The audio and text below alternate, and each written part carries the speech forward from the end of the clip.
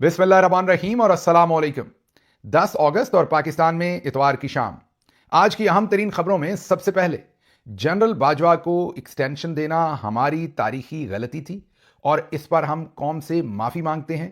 ये कहना है पाकिस्तान तहरीक इंसाफ की तरफ से जनाब असद कैसर साहब का। जी हाँ, बहुत ही अहम स्टेटमेंट है।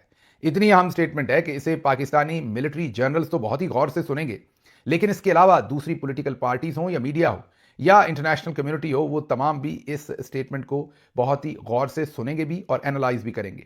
है ही बहुत इंपॉर्टेंट स्टेटमेंट। क्या पाकिस्तान की किसी और पॉलिटिकल पार्टी ने कभी ऐसी स्टेटमेंट दी है?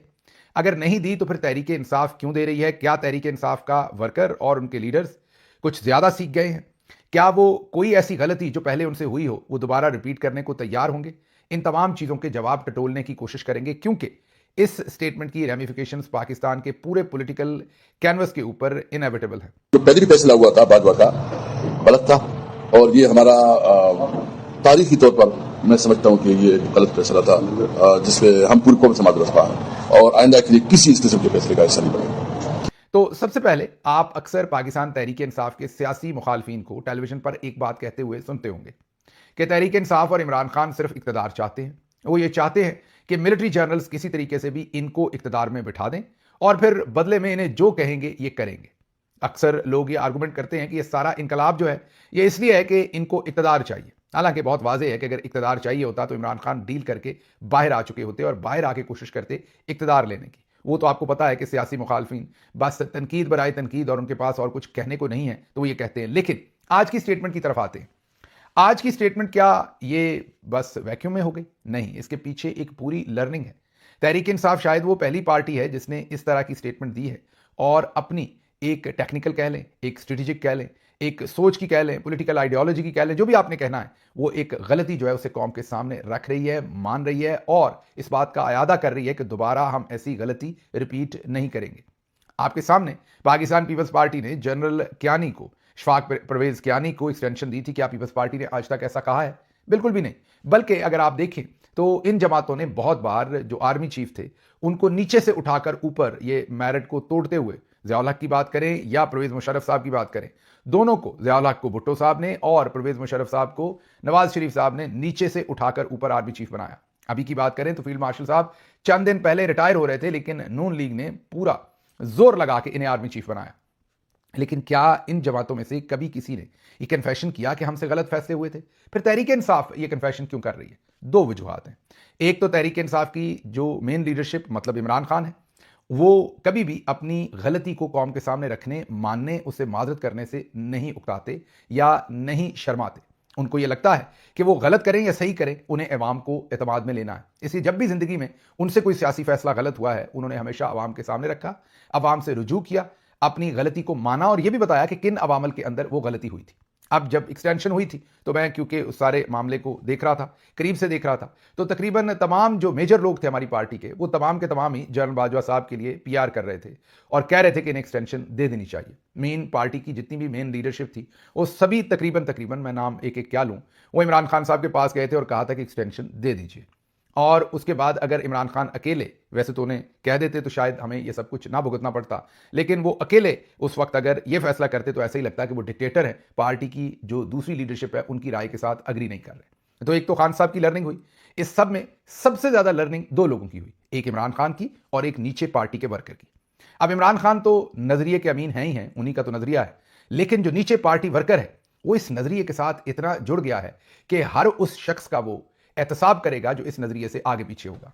हमारे मुखालफिन भले कहते हैं अगर हुकूमत आई तो ये दोबारा ये करेंगे, वो करेंगे, ऐसा करेंगे, वैसा करेंगे, लेकिन मैं आपको बड़ा वाज़ेह बता दूं कि ये पार्टी फैमिली लिमिटेड नहीं है। ना ही शरीफ फैमिली लिमिटेड है, ना ही जरदारी फैमिली लिमिटेड है। मेरी एग्जाम्पल ले लीजिए।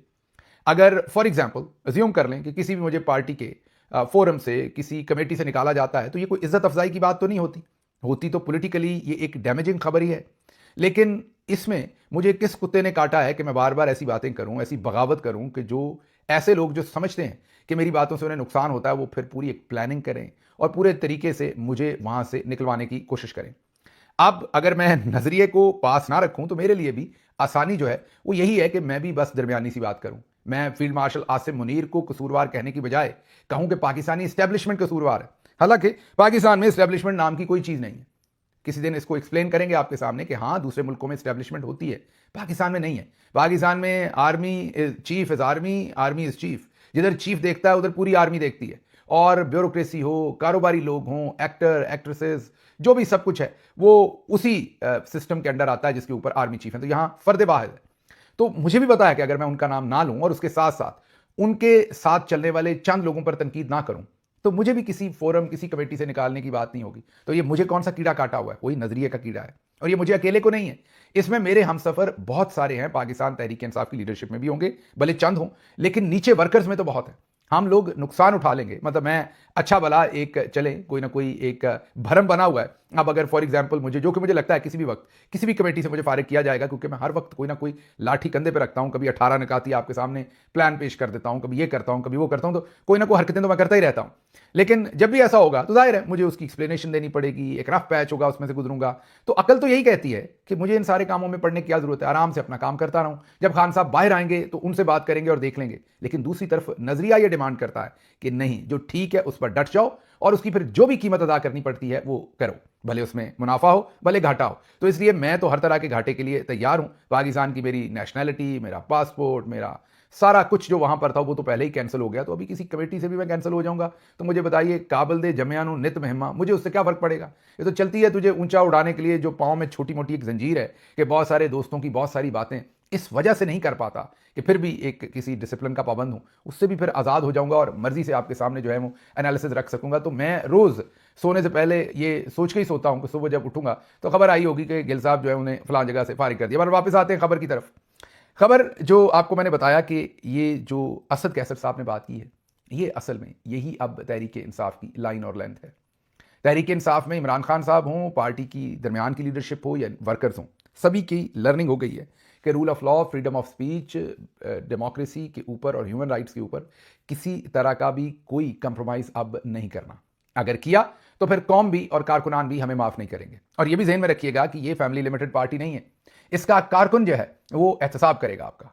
अगर आप आगे पीछे करेंगे काम तो कारकुन जो है वो डंडा लेके खड़ा हो जाएगा, क्योंकि इस पार्टी के कारकुनान ने अपने घर तोड़वाए हैं, अपने अजीज़ो अकारब जो हैं वो गिरफ्तार करवाए, जेलें काटी, मिलिट्री कोर्ट्स भुगती हैं। इस पार्टी के लीडर ने सबसे लंबी जेल काटी और काट रहे हैं। और तो और इस पार्टी के लीडर की बीवी ने, जिसका कोई काम नहीं सियासत से, वो बदतरीन, मुश्किल तरीन और जालिम की जुल्म से भरपूर जो जेल है वो काट रही है।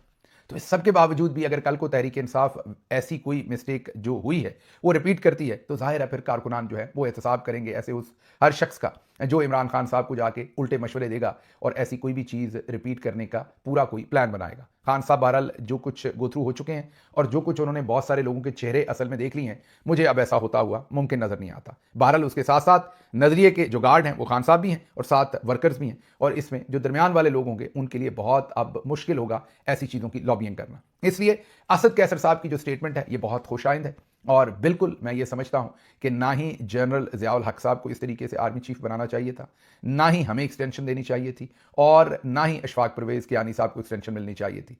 ये एक्सटेंशन का पूरा धंधा ही 2 नंबर है और इसी वजह से आज मुल्क जो है वो इस तबाही के दहाने पर पहुंचा हुआ है कि एक फ़र्द वाहिद अपनी एक्सटेंशन लेने के लिए तमाम मामला को मनूवर करता है। तो तहरीक इंसाफ का ये बरमला कहना ये आपको इस बात का इजहार है कि एक अवामी पार्टी है, अवाम में से निकली हुई है, पहली बार हुकूमत में गई थी, जाहिर है गलती हुई, कम अज़ कम सिद्ध के दिल से आपके सामने वो गलती मान रहे हैं और ये वादा कर रहे हैं कि गलती रिपीट नहीं होगी। कम अज़ कम मेरा आपसे वादा है कि ऐसी कोई मिस्टेक जो पहले हमसे कहीं पर सरजद हुई, नालायकी में हुई, भूलपन में हुई, जैसे भी कहें, वो दोबारा अब अगर हमारे से वैसी गलती रिपीट हो तो जाहिर है आप हमारा एहतसाब करने में, कड़ा एहतसाब करने में हक बजानब होंगे। लेकिन मेरा आपसे ये वादा है कि मुझे ऐसे नहीं लग रहा कि ऐसा कुछ रिपीट होगा। अगली खबर की तरफ चलते हैं। बाजवा साहब का तो जो होना था वो हो गया। अगली खबर यह है कि फील्ड मार्शल साहब इस वक्त इंटरनेशनल दौरे पर है। जो इंटरनेशनल दौरा है फील्ड मार्शल साहब का, उसमें उन्होंने सेंटकॉम के जाने वाले जनरल कुरेला और आने वाले जो नए जनरल साहब हैं उनसे मुलाकातें की। उनकी वीडियोस भी रिलीज़ हुई हैं। उन्होंने इन वीडियोस को बाकायदा अब ISPR ने रिलीज़ कर दिया है और बताया है, बहरहाल हमारे पास ये इन्फॉर्मेशन सबसे पहले आई थी, हमने आपके सामने रखी थी। जनरल साहब की टीम के रिलेटेड लोग जो अमेरिका में मौजूद हैं उन्हीं से हमें ये इन्फॉर्मेशन आई थी जब ये यहाँ तशरीफ़ ला रहे थे। हमें आप यही कह सकते हैं कि एम्बेसी के ज़राए से हमें पता चला था कि यहाँ पर तशरीफ़ ला रहे हैं और हमने आपको बताया था कि ये टैंपा जाएंगे। जाहिर है वहीं पर सेंटकॉम है तो वहाँ पर इन्होंने वो शमूलियत की। और मज़े की बात सबसे ये है कि जनरल साहब आते हुए शील्ड्स भी साथ लेकर आए हैं। जी हाँ, जनरल साहब पाकिस्तान की शील्ड्स साथ लेकर घूमते हैं और शुक्र ये करें कि तमगे साथ लेकर नहीं घूमते। कहीं तमगाए इम्तियाज़, तमगाए बसालत, तमगाए हुस्न कारकर्दगी, ये वाले तमगे भी जनरल साहब की जेब में ना हो। जो बंदा जहाँ मिले अच्छा लगे उसे वो तमगा ठोक दो। खैर तमगे नहीं, लेकिन शील्ड्स लेकर आए हुए थे। अमेरिका में उनके घर पर मिलते हुए वहाँ पर जनरल साहब अपनी तरफ से शील्ड्स दे रहे हैं। ये भी मैंने पहली दफ़ा ही देखा है कि जहाँ ये मेहमान हैं वहाँ पर भी शील्ड्स जो है वो ये अता कर रहे हैं। ये बहरहाल अब मैं क्या कहूँ, ये अनोखा ही काम हुआ है। अमूमी तौर पर जब आप मेज़बान होते हैं तो आप आए हुए मेहमान को शील्ड्स देते हैं, या फिर अगर फंक्शन पाकिस्तान की एम्बेसी के अंदर हो तो वहाँ आप देते हैं। लेकिन अगर आप गए ही किसी और के फंक्शन पर हैं और वहाँ पर तो आप शील्ड रिसीव कर सकते हैं। लेकिन चलें, ये साथ लेके गए होंगे फील्ड मार्शल साहब के, अगर उन्होंने दे दी ठीक है, उन्होंने ना दी तो हम दे देंगे उनको। तो तस्वीर बननी चाहिए शील्ड के साथ। आप देख सकते हैं तस्वीर में 2 तलवारें, ये उनकी फ़ौज का जो है ये शील्ड नहीं है, ये ज़ाहिर है ये हमारी फ़ौज का ये जो है शील्ड या जिस तरीके से जो भी हमारे निशान हैं वो है।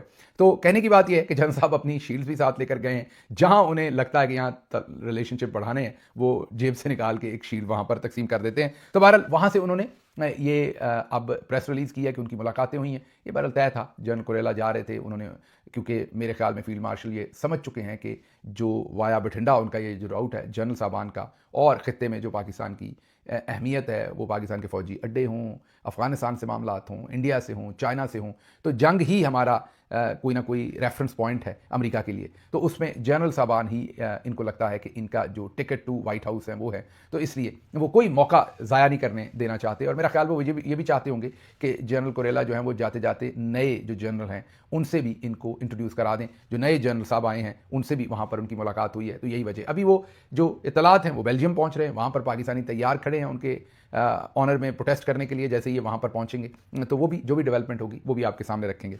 आगे चलते हैं जी। आगे एक बार फिर आपको बताना पड़ेगा कि जो संघेड़ा साहब का वाक़या है वो अब शिद्दत इख्तियार कर गया है। जी हाँ, ADCR जो सियालकोट में गिरफ्तार हुआ था वो मामला अब तशवीशनाक हो गया है। अब टॉस पड़ गया है, ख्वाजा आसिफ को निकाला जाता है या रखा जाता है। बहुत सारे सीनियर जर्नलिस्ट यही कहते हैं कि इसमें मामला कुछ और है। इस्लामाबाद में जो बातचीत हुई, ये मैं आपके लिए भी छोड़ रहा हूँ, आप भी बताइएगा, क्योंकि इस मामले की अभी हतमी इन्फॉर्मेशन किसी के पास नहीं है। लेकिन जो पॉलिटिकल पंडित हैं लाहौर में, इस्लामाबाद में, वो कहते हैं कि मामला और है। वो कहते ये हैं कि ये शख्स 3 साल से वहाँ लगाया गया था। एक शख्सियत से मेरी बात हुई, उन्होंने कहा कि सियालकोट कोई आम शहर तो है नहीं, मीन कोई छोटा सा शहर तो नहीं है। सियालकोट ठीक है, कराची, लाहौर जितना बड़ा नहीं, बट फिर भी सियालकोट पाकिस्तान का एक सिग्निफिकेंट शहर है, इकबाल का शहर है। उसके बाद एक्सपोर्ट बहुत बड़ी है वहाँ से, वहाँ पर इंडस्ट्री बहुत सारी है, कारोबारी हल्का वहाँ पर बहुत है। फिर लाहौर से अब सिर्फ घंटा सवा घंटा दूर रह गया है मोटरवे पर, सुबह भी बन गया लाहौर का, और उस वजह से भी बहुत अहम है। तो 3 साल से एक बंदा जिसने 11 सीटें जितवा कर दी हैं नून लीग को, ये भी ज़हन में रखिएगा। ये जो संघेड़ा साहब है जो ADCR वहाँ पर गिरफ्तार हुआ है, इन्होंने 11 सीटें नून लीग को जितवा कर दी हैं। अभी जो जामी साहब एक खबर कर रहे थे, मारूफ जर्नलिस्ट हैं लाहौर से, उन्होंने कहा कि एक नून लीग के मिनिस्टर ने इनके पास अपना बंदा भेजा सिफारिश के लिए। वो बंदा आया, उसको काम था ADCR साहब के साथ। उन्होंने आकर ADCR को बताया कि मुझे नून लीग के फ़लाँ मिनिस्टर ने भेजा है और उन्होंने मुझे कहा है कि मैं आपसे मिलूं और मिनिस्टर साहब का आपको पैगाम दूं कि ये मेरा काम करवा दें। तो ADCR साहब ने उसकी तरफ देखा और कहा कि किस मिनिस्टर की बातें करते हो, इसका फॉर्म 47 तो मैंने अपने हाथों से साइन किया हुआ है, तो इसके कहने पे मैं काम करूंगा। तो संघेड़ा साहब तो अब जूते भी मार रहे थे नून लीग वालों को। क्यों मार रहे थे फिर? 3 साल से एक बंदा, मैंने जैसे कहा कि सियालकोट कोई छोटा सा शहर नहीं है, ठीक है, वहाँ से बड़े बड़े नाम भी आप देख लीजिए, इकबाल और एक्सपोर्ट और भी बड़े इंपॉर्टेंट उसके रीजंस हैं उस शहर के। चलें, वहाँ से हमारी बाजी फिरदौस आशिकावान भी है, सारा कुछ ही होता है हर शहर के साथ। हमारी बाजी की तरह के लोग भी हैं, दूसरे लोग भी हैं, इकबाल साहब की तरह के अदबी लोग भी हैं। लेकिन बहरहाल कहने की बात यह है कि उसके बावजूद 3 साल तक वहाँ पर कोई शख्स लगा रहे और उसे कोई हिलाए ना, उसे कोई टच ना करे, इसका मतलब ये कि उसके पीछे था कोई। अब इतलात ये आई हैं कि लाहौर में उनके 2 घर थे। एक उनका DHA में घर था, कम से कम ये पता चला है। वो जो DHA में घर था उनका, उसमें एक गाड़ी खड़ी थी जिसमें से पता चला है कि भारी मकदार में कैश मिला है। जी हाँ, उस गाड़ी के अंदर जहाँ पर टायर रखा जाता है उस जगह पर वो पैसा छुपाया हुआ था। उस गाड़ी की सीटों में, उनके सीट कवर्स में, कारपेट्स के नीचे वो पैसा छुपाया हुआ था। बहुत ज़्यादा तादाद में पैसा था, बड़ी गाड़ी थी, लैंड क्रूजर थी, जिसके अंदर से वो पैसा निकला है। 3 साल इन्हें हिलाया नहीं गया। ख्वाजा आसिफ परेशान हैं और इससे 2 वजूहात लग रही हैं। एक वजह तो ये लग रही है कि कोई लंबा बड़ा हाथ मारा है और किसी बड़े आदमी को उसका हिस्सा नहीं पहुंचाया, और वो हिस्सा लेने के लिए फिर अब मैदान में आ गया। ये मैं अंदाज़ा लगा रहा हूँ, क्याफा लगा रहा हूँ, इस पर मेरे पास खबर नहीं है। ये आखिरी वाला जो हिस्सा है, ये जो अभी देने जा रहा हूँ, ये मेरी खबर नहीं है, ये सिर्फ मेरा तज्जिया है, अंदाज़ा है। तज्जिया भी नहीं, अंदाज़ा है। आप बताइएगा आपको क्या लगता है। एक तो ऑप्शन ये लगता है कि बड़ा माल बनाया है और किसी को हिस्सा नहीं दिया और वो गुस्से में आ गया। दूसरी वजह यह है कि यकीनी तौर पर अब वक्त आ गया है कि नून लीग को ठोकना है। जी हाँ, मैं वर्ड ठोकने का मतलब फिजिकली ठोकने की बात नहीं कर रहा, जो अमूमी तौर पर पंजाबी का मतलब होता है। मैं यहां पर बिल्कुल क्लियर कर दूं कि इन्हें इंतजामी तौर पर और सियासी तौर पर इनको ठोकना है, फिजिकली नहीं, जान से मारने की बात नहीं हो रही है। तो लगता है कि फील्ड मार्शल ने यह तय कर लिया है कि इनके फॉर्म 47 को अब ठोकना है, इनको इंतजामी तौर पर, सियासी तौर पर अब नकारा बनाना है। इसीलिए जो अगली खबर आपको देता हूं वो ये है कि मोहम्मद मालिक साहब ने कहा है कि 1000 अरब की लिस्ट बनने की खबर है। 1000 अरब की 2000 अरब की करप्शन की लिस्ट बनने की खबर है। उन्होंने कहा कि जब ये खबरें आती हैं इतने हजारों अरब की लिस्टों की, तो ये ऐसे ही नहीं होती, ये हवाई नहीं होती खबरें, फिर वाकई कुछ हो रहा होता है पीछे। तो ऐसी लिस्टें जो है वो बहुत काम आती हैं जब तरामीम पास करवानी, जैसे 26वीं करवाई थी, 27वीं भी हो सकती है, 28वीं भी हो सकती है, किसी ने हेड ऑफ स्टेट भी बनना हो सकता है। इसलिए मोहम्मद मालिक कहते हैं कि दिसंबर तक का वक्त जो है वो बहुत अहम है। तो देखते हैं हम भी आपके साथ। तो एक वजह तो ये भी हो सकती है कि नून लीग को अब इंसर्कल करना है, उनसे मजीद गंदे काम करवाने, या फिर ये हो सकती है कि हिस्सा नहीं दिया। आप बताइएगा क्या है। लेकिन संगेड़ा साहब का मामला तशवीशनाक इसलिए है कि 2 घर हैं और वहां की सीसीटीवी फुटेज गायब कर दी गई है, वो मिल नहीं रही। उस सीसीटीवी फुटेज में कहने वाले ये कहते हैं कि ख्वाजा आसिफ का वहां पर तकरीबन हर दूसरे दिन मुहावरतन कह रहा हूं, मीन बहुत ज्यादा जाना आना जो है वो उस सीसीटीवी फुटेज में रिकॉर्ड है।